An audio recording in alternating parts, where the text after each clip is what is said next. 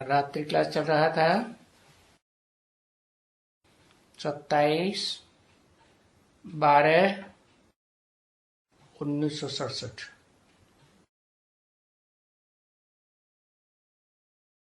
बात चल रही थी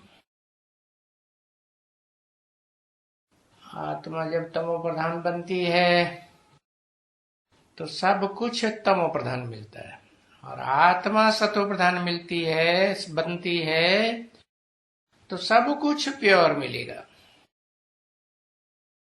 ये 5 तत्व हैं, वो भी सत्य प्रधान बन जाते हैं। एवरीथिंग सत्य प्रधान। अभी इस समय में तो तमो प्रधान है, और सारी दुनिया के लिए कहा जाता है तमो प्रधान। उसमें सब आ गए। और फिर जब सतयुग होता है, नाम ही है सत्य का युग, तो कहते हैं सब सतो प्रधान। अभी झूठ का युग है, घड़ी घड़ी झूठ,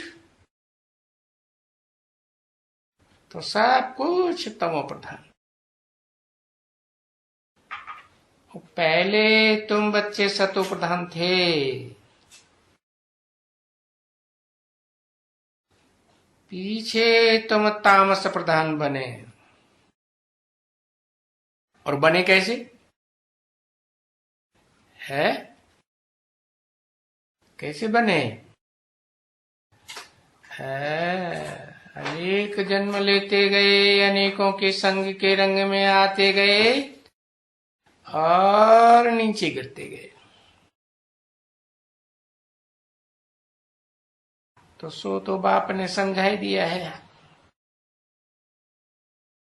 कैसे कैसे तुमने एक एक युग में कितने कितने जन्म लिए।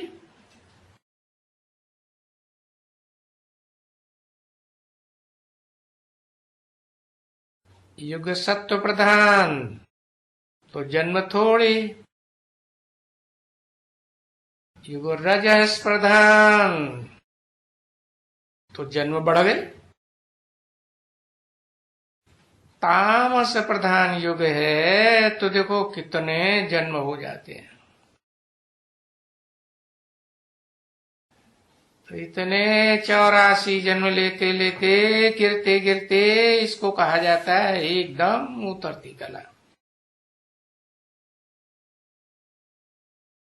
तो फिर उतरती कला होती है अनेकों के संग के रंग में। अब चढ़ती कला कैसे हो? चढ़ती कला होगी एक के संग के रंग से। कौन सा एक है? हाँ,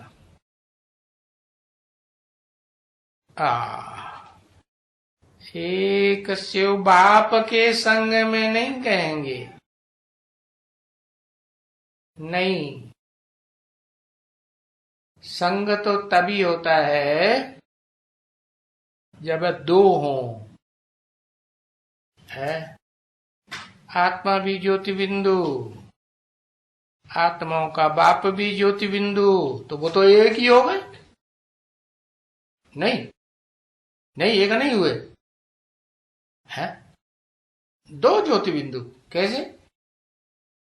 आत्मा जब ज्योति बिंदु स्वरूप बन गई तो फिर बाप समान नहीं हुई है।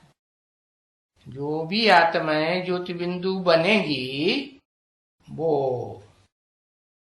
जैसे कहते हैं ना, सागर के बुलबुले छोटे बड़े सागर में मिल गए तो सागर बन गए ना, तो एक ही तो हो गई। तो एक जैसे नहीं, दूसरा चाहिए। तो दूसरा क्या? दूसरा है फिर है आत्मा की अपोजिट, आत्मा सूक्ष्म। तो शरीर विस्तार में चाहिए। तो देखो, एक परम पिता को भी फिर माता चाहिए। माता देवभान वाली या आत्माभिमानी? आत्मा है तो फिर क्या होगा? ऊंची स्टेज रहेगी। अगर माता आत्माभिमानी है तो ऊंची स्टेज या नीची स्टेज? ऊंची स्टेज। ऊंची स्टेज है तो सुख और नीची स्टेज है तो दुख। तो उतरती कला में दुख ही दुख होता है। इसलिए कहा जाता है उतरती कला और चढ़ती कला। तो देखो, तुम बच्चों को चढ़ती कला थी जबकि तुम देवता थे। है? देवता माने सुख देने की इच्छा करने वाले थे, लेने की इच्छा हाँ वो नहीं। तो चढ़ती कला और उतरती कला पर तो सब शूद्र बन गए। जहां जाएंगे लाओ दियो। शूद्रों का काम क्या है? लेवता या देवता? लेवता। अभी क्या करना है? अभी क्षुद्र से फिर चढ़ती कला। इसलिए बाप कहते हैं मांगने से मरना भला। वो तो गाते हैं चढ़ती कला तेरे बहाने सर्व का भला। चढ़ती कला होती है जिनकी तो उनकी निशानी है, वो सर्व का भला करने में लगे रहते हैं कि सिर्फ अपना ही भला करने में लगे रहते हैं? सर्व का भला करने में लगे रहते हैं तो चढ़ती कला। स्वार्थी है तो उतरती कला। रथी का मतलब ही है शरीर। तो सर्व का सदगति दाता तो एक ही है। क्या? सर्व का सदगति दाता है। और सर्व का भला होने का है किसके द्वारा? जो सर्व का सदगति दाता है। कौन है सर्व का सदगति दाता है? अरे जल्दी से एक अक्षर लिख दो। है एक कौन? शिव ज्योति बिंदु। मेरी आत्मा का नाम बिंदु है? वो सदगति करता है, उसकी खुद की सदगति है? सदगति तो शरीर से होती है? और शरीर से ही दुर्गति होती है। सदगति शरीर से सदगति कब? रहे शरीर में, लेकिन सच्ची गति क्या? देह के भान में न रहे, आत्मिक स्थिति में रहे तो सदगति। तो सर्व का भला होने का है। मना सदगति करने वाला साकार होना चाहिए या नहीं? साकार होना चाहिए। सिर्फ निराकार है तो सदगति होगी है? तो सदगति नहीं। तो अभी बच्ची सदगति होने की है, क्योंकि अगर विचार किया जाए कि सतयुग में जब तुम देवात्माएं थे ना, तो वहां सदगति थी। क्योंकि सदगति एक से होती है या अनेकों से होती है? एक से सदगति, अनेकों से दुर्गति। तो एक से एक ही धर्म बनेगा, एक ही धारणा बनेगी, या अलग अलग धारणाएं, तुंडे तुंडे मत भिन्ना, एक धारणा बनेगी। तो एक से एक धर्म, एक राज्य है, एक कुल, एक ही मर्यादा, एक मत, एक ही जैसी भाषा।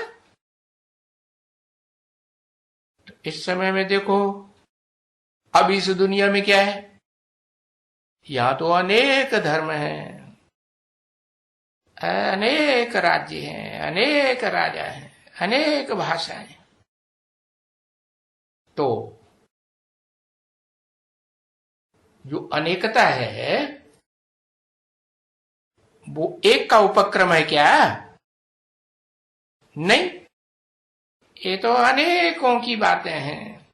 कितनी संस्थाएं, कितने उनके हेड्स, कितने मनुष्य, कितने उनके मुखिया,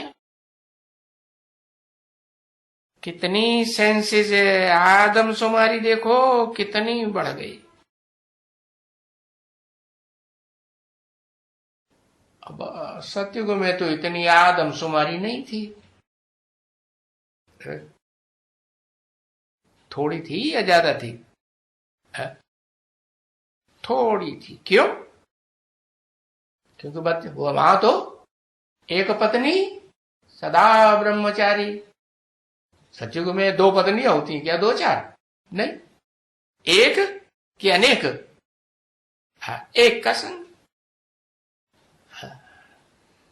16 कला संपूर्ण जो आत्मा देवता बनती है वो भी है राधा की दृष्टि कृष्ण में, कृष्ण की दृष्टि राधा में। तो सतयुग में आबादी कम होगी या ज्यादा होगी? कम होगी। सतयुग में बहुत थोड़े, झाड़ी बहुत छोटा। पीछे देखो फिर वृद्धि को पाया है, मल्टीप्लिकेशन। और करते करते देखो 500 करोड़ हो गया। अभी फिर सतयुग आता है तो फिर थोड़े मनुष्य होंगे। क्यों? क्योंकि सत्य तो दुनिया में कितने होते हैं? अनेक सत्य होते हैं कि एक होता है? एक सत्य होता है। तो एक सत्य है, बाकी असत्य ढेर है। तो एक से जो स्थापना होगी वो थोड़े मनुष्यों की होगी या अनेकों की होगी? थोड़ों की होगी। तो वर्ल्ड में सुख और शांति होती है। वो गाते हैं ना बच्चे, वर्ल्ड में शांति। तुम बच्चों को समझाया है कि सतयुग में तुम जब राज्य करते थे तो कोई भी प्रकार की वहां अशांति नहीं थी, बिल्कुल ही एकदम अशांति नहीं, एकदम शांति। तो वो सतयुग है इस दुनिया में शांति की शुरुआत। और कलयुग है अंत। तो फिर ये तो पुरानी दुनिया खलास। तो इस समय में बाप आकर के फिर से तुम बच्चों को वही मनुष्य से देवता बनाते हैं। मनुष्य ऊंचा या देवता ऊंचा? मनुष्य को मन होता है चंचल और देवताओं का मन होता है अचल, स्थिरियम के अनेकों में बुद्धि जाती है। नहीं, तो मनुष्य से श्रेष्ठ हुए देवता और फिर गाया भी जाता है। मानुष्य देवता किए करतन लागी बार। मनुष्य को देवता बनाने में देर नहीं लगी। अरे क्यों देर नहीं लगी? क्या हुआ है? किसको देर नहीं लगी? जिसका मन सदा एकाग्र रहता है। सदा शिव एक आत्मा सुप्रीम सोल एकाग्र है या चंचल है? सदा एकाग्र। देखो इस पतित दुनिया में आते हैं, अशांति की दुनिया में आते हैं, तो भी अशांति होती है? हाँ, अशांति का नाम निशान नहीं। तो देखो क्या बनाते हैं, चंचल को अचल बनाई देते हैं। कौन? जो खुद अचल स्टेज में है तो दूसरों को अचल बनाएगा। तो देखो उनको देर नहीं लगती है। कब कब देर नहीं लगती है? अगर मनुष्य जो मन चंचल वाला है उसको, मन को, मन रूपी घोड़े को बुद्धि की लगाम लगाई दी है। बुद्धि है ना, तो बुद्धि तो श्रेष्ठ हुई ना, मन को कंट्रोल करने वाली हुई ना। हाँ, तो मनुष्य को मन है। तो जो मनुष्य हैं, मनुष्य मात्र, उनमें जो श्रेष्ठ ते श्रेष्ठ मनुष्य है जिसका मन बहुत चंचल भी बनता है और सबसे जास्ती अचल बनाने वाले का संग करता है तो बहुत ही अचल भी बन जाता है। तो जब एकाग्र मन होता है संग के रंग से, किसके संग के रंग से? जिसका मन सदा एकाग्र, जिसका बुद्धि सदैव एकाग्र है। हाँ, एकाग्र है, एक के आगे है या अनेकों के आगे है? एक के आगे। कौन एक के आगे? एक मुकर्रर रथ है अर्जुन का, है जिसमें बुद्धि एकाग्र रहती है। और जिसमें प्रवेश किया वो अर्जुन, उसका क्या हाल है? सदा एकाग्र रहती है? उसकी सदा एकाग्र नहीं रह सकती। क्यों? क्योंकि वो तो मन वाला है या नहीं है? हाँ, बल बाप आते हैं तो मन को कंट्रोल करना सिखाई देते हैं, एकाग्र करना, एक के आगे रहो। तो आदि नारायण कहो, आदम की आत्मा कहो, जब एक आग्र होती है एक के आगे, कौन सी एक के आगे होती है? किस एक के आगे हो जाती? ऊपर वाले के आगे हो जाती। अच्छा, ऊपर वाला तो निराकार है, तब सतयुग आता है। एक कौन? एक ऐसी आत्मा, हाँ नहीं तो फिर किसके आगे हुई है? मुकर्रर रथ में शिव आया और फिर किसके आगे हुई है? क्या कहेंगे? शिव आया तो एक के आगे आया, एक आग्र हुआ एक के आगे, तो वो एक ही जैसा है या अंतर है? शिव एक के आगे आया, जिस एक के आगे आया वो दोनों अगर टैली किए जाएं तो अंतर है या नहीं? अंतर तो है। तो उस एकाग्र को जिसके आगे आया वो तो चंचल बुद्धि,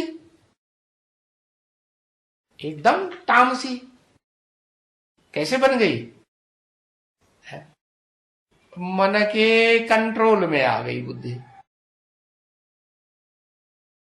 किसके कंट्रोल में आ गई? मन जो है, जो चंचल घोड़ा है, बुद्धि को, हाँ, बुद्धि ने थोड़ा ढील दे दी, लगाम की, तो क्या हुआ? घोड़ा नीचे जाएगा, सरपट दौड़ेगा या रुकेगा? एकाग्र होगा? एक जगह टिकेगा? नहीं टिकेगा। तो बताया मुख्य बात क्या हुई है?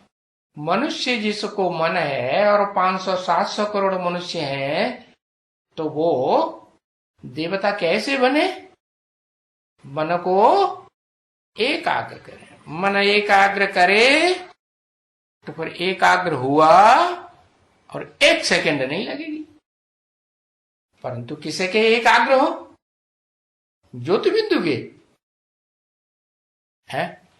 नहीं, ज्योति बिंदु वो तो खुद ही आता है, तो जिसका संग करता है वो अंतर है उसके साथ कि नहीं। वो निराकार ज्योति बिंदु है या साकार है? हाँ, देह भान में है या निराकार है? टोटल देह भान में है। तो बताया कि असली स्वरूप क्या है? असली स्वरूप है तुम आत्मा हो, मेरे समान।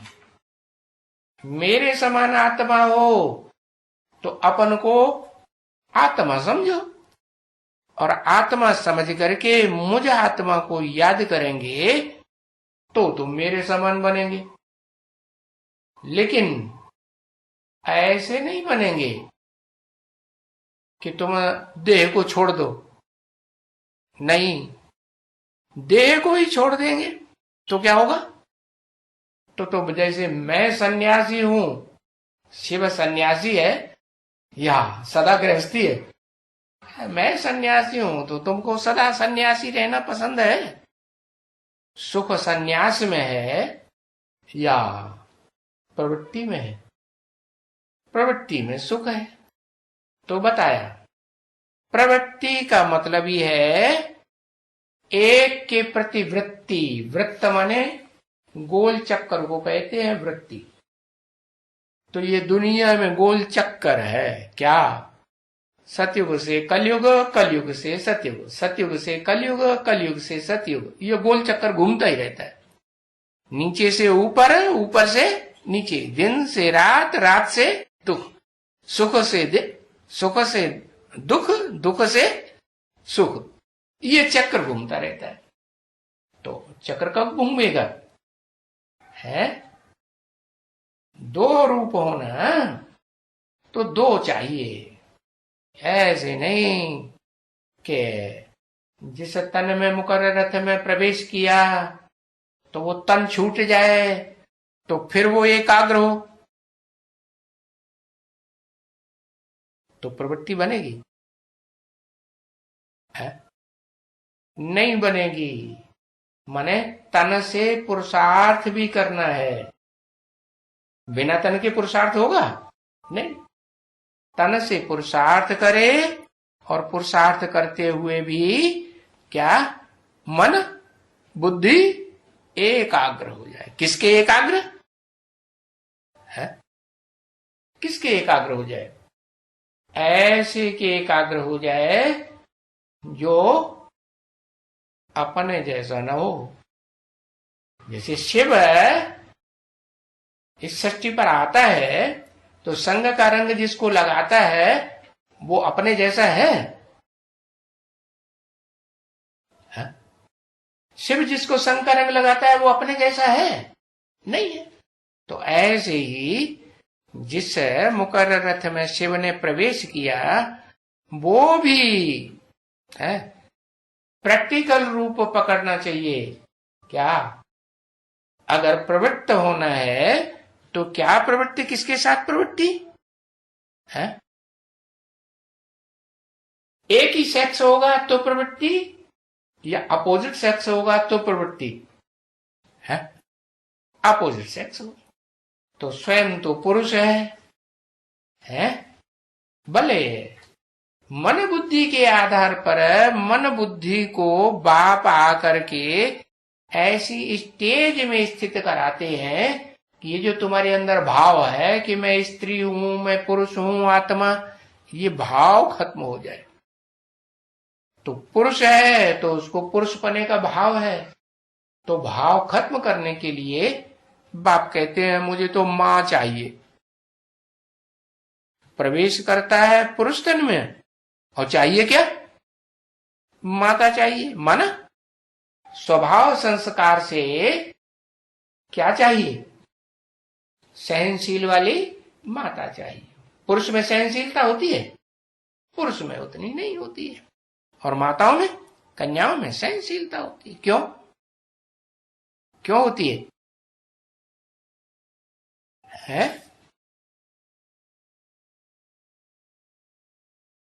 सहनशीलता, हाँ, माताओं में सहनशीलता इसलिए होती है कि माता जो है वो पुरुष के मातहत होकर के रहती है, असिस्टेंट होकर के रहती है। अगर स्त्री असिस्टेंट बन करके न रहे तो क्या होगा? झगड़ा होगा कि नहीं है? तो आज की दुनिया में झगड़ा क्यों है? जो अपोजिट सेक्स है वो भी समान सेक्स बनना चाहता है। पूर्व जन्म के कर्मों के आधार पर मिला कौन सा शरीर? पुरुष को शरीर मिला तो पूर्व जन्म के हिसाब से मिला, स्त्री का चोला मिला तो पूर्व जन्म के हिसाब से मिला। पुरुष अगर पुरुषपने के भान में रहता है तो ज्यादा भान दिखाएगा, देह भान। दुर्योधन दुशासन पने में रहेगा तो फिर उसको उजूरा क्या मिलेगा अगले जन्म में? स्त्री चोला मिलेगा। हाँ, स्त्री चोला है, पुरुष भान में रहेगी है, पुरुष की याद में रहेगी तो अंतमते सोगति, तो पुरुष रूप मिलेगा। तो ये हिसाब है। मनुष्य को देवता बनाने के लिए क्या करना पड़े? है आत्मिक स्थिति में स्थिर होते हुए भी देह के पुरुषार्थ का, देह से पुरुषार्थ करना है या देह छोड़ देना है? देह से पुरुषार्थ करना है। देह रहे भी लेकिन देह का भान बाना, लेकिन उसमें फिर नंबरवार बन जाते हैं। एक जैसे तो पुरुषार्थ सब नहीं कर सकते। तो देखो, देर तब लगती है जब आत्मिक स्थिति में टिकने में देर होती जाती है, तो देर लगती है। तो देखो, कहा जाता है ना, सेकंड में बाप की बादशाही।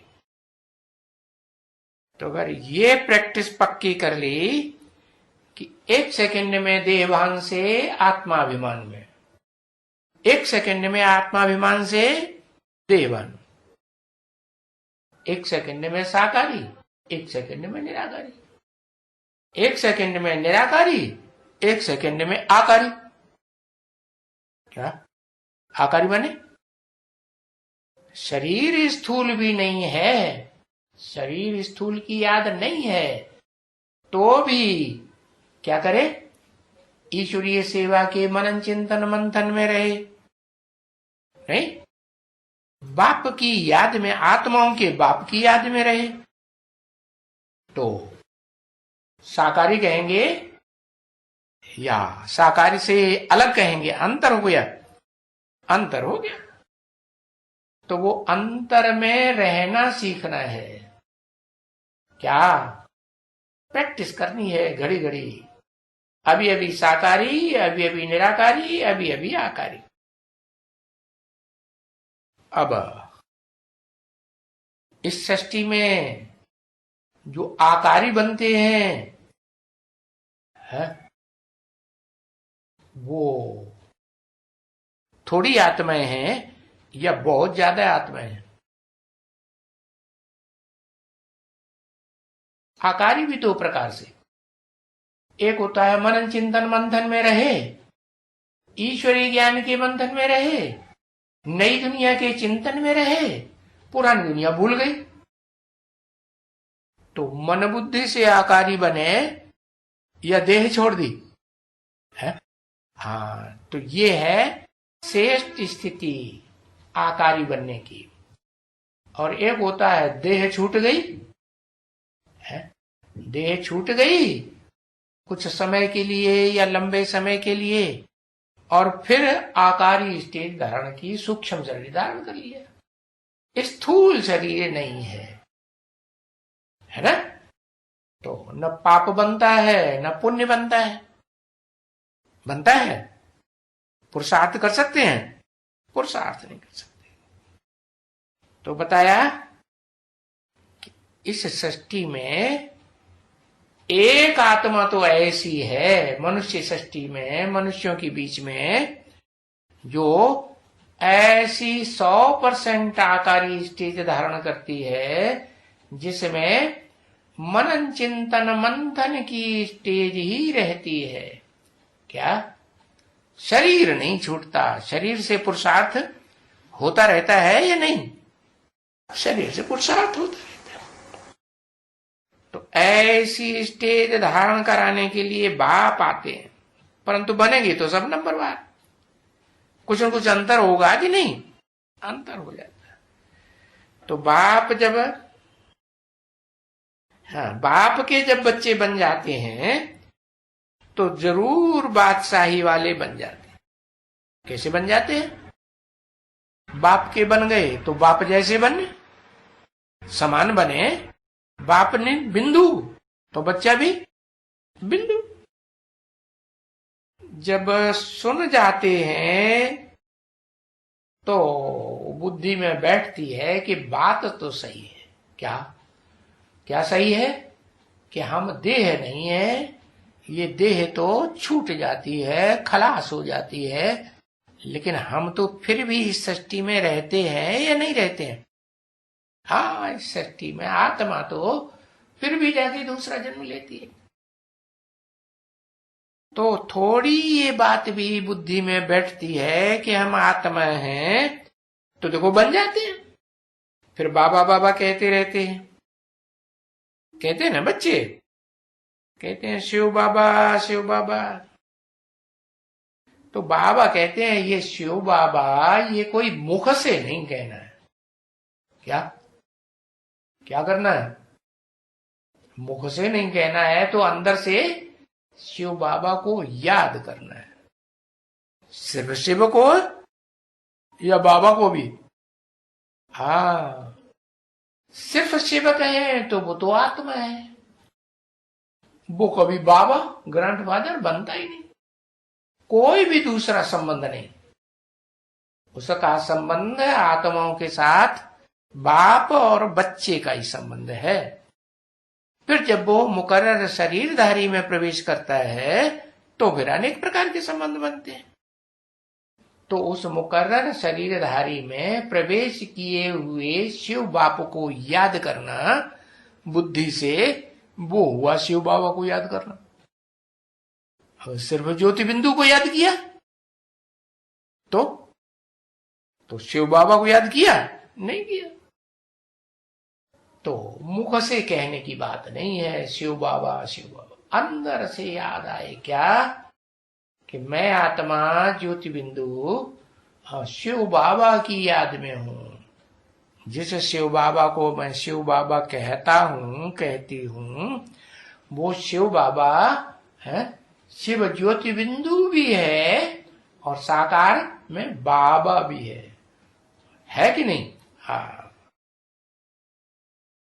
तो अंदर में ये याद करना है शिव बाबा है। शिव निराकार बिंदु को कहते हैं और बाबा है साकार को कहते हैं। और दोनों का मेल एक ही शरीर में हुआ, निराकार और साकार, तो उसे हुआ भाव। जिस शरीरधारी में मेल हुआ उसकी आत्मा को बाबा कहोगे? क्या कहोगे?